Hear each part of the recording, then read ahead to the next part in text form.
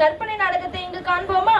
ஒரு நாட்டின் குடிமகன் வேதனையோடு, ஐயகோ, என்ன நாடு இது? பாதுகாக்கப்பட வேண்டிய பெண்களை துன்புறுத்துவதும் அச்சத்தை ஏற்படுத்துவதும் சமூக வளர்ச்சிக்கு எதிரானதல்லவா? இதை எப்படி தடுக்க போகிறோம் என்று புரியவில்லையே. குடிமகன் உறங்கிவிட்டான். அவன் கனவில் காட்சி ஒன்று, பழமைவாதி சிந்தனைகளை உடைத்தல்.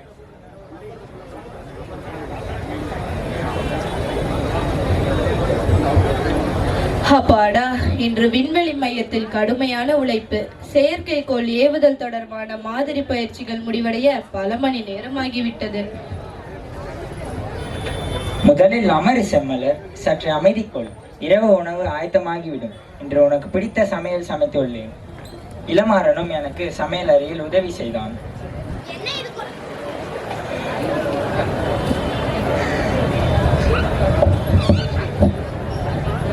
இது கொடுமை? மனைவி பிந்தி பணி முடித்து வருகிறாள், கணவன் சமைத்துக் கொடுக்கிறானா? அப்படி என்றால் இல்லத்தை யாரு கவனிப்பது? என்ன இது உலகமோ? கதாலைகளாக அல்லவா இருக்கிறது. நான் எனது வீட்டு பாடங்கள் அனைத்தையும் முடித்து விட்டேன். நாம் நேற்று பார்த்த அந்த சிற்றுண்டியை நாளை செய்து பார்க்கலாமாப்பா? திண்ணமாக செய்யலாம் இளமாறா. சமையல் செய்வதும் இல்லத்தை மேலாண்மை செய்வதும் வாழ்க்கைக்கு தேவையான மிக முக்கியமான அடிப்படை திறன்கள். அது ஆணாக இருந்தாலும் சரி, பெண்ணாக இருந்தாலும் சரி, அனைவருக்கும் பொதுவானதுதான். சற்று பொறு இளமாறா, எனது அலுவலக பணிகளை முடித்துவிட்டு வருகிறேன். காட்சி 2, நள்ளிரவு சுதந்திரமும் முழுமையான பாதுகாப்பும்.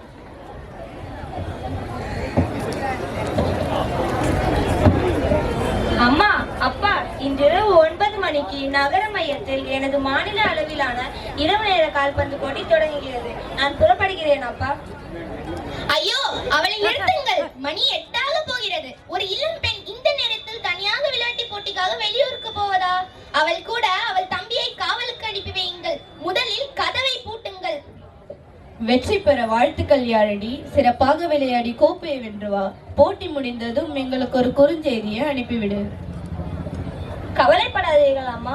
இப்போது பொது போக்குவரத்து வசதிகள் அனைத்துமே மிகுந்த பாதுகாப்புடனும் ஒளிமயமாகவும் இருக்கின்றன. தெருக்களில் அச்சம் என்ற ஒரு சொல்லே இல்லை. அச்சம் என்றால் என்னவென்று நாங்கள் வரலாற்று புத்தகத்தில் மட்டும்தான் படிக்கிறோம். போய் வென்று வா அக்கா. நாளை நீ வரும்போது உனக்காக அந்த சிற்றுண்டியை நான் சேமித்து வைக்கிறேன்.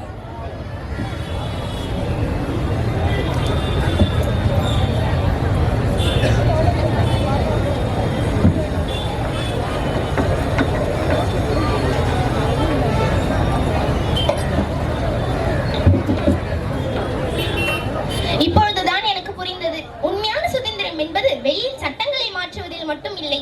அது நாம் வாழும் இல்லத்தில் 4 சுவர்களுக்குள் இருந்துதான் தொடங்க வேண்டும்.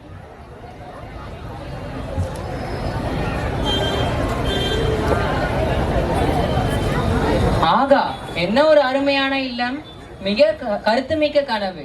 இது போன்ற ஒரு சூழல் நாட்டில் தொடர்ந்தால் எவ்வித சட்டங்களும் தேவையில்லை. பெண்களும் தங்களது திறமைகளை வெளிக்கொணர்வதில் எவ்வித அச்சமின்றி சாதிப்பர். இல்லப்பணிகளை ஆண் பெண் என்று பிரிக்காமல் நாம் சமமாக பகிர்ந்து கொள்ளும் போது நம் பெண் குழந்தைகளுக்கு அச்சம் என்ற விலங்குகளை மாட்டாமல் பறப்பதற்கான சிறகுகளை நாம் கொடுக்கும் போது, குழந்தைகளின் குரலுக்கு மதிப்பளித்து அவர்களுக்கு பாதுகாப்பான சூழலை நம் இல்லத்தில் கொடுக்கும் போது நாம் ஒரு உன்னதமான பாதுகாப்பான எதிர்காலத்தை உருவாக்குகிறோம்.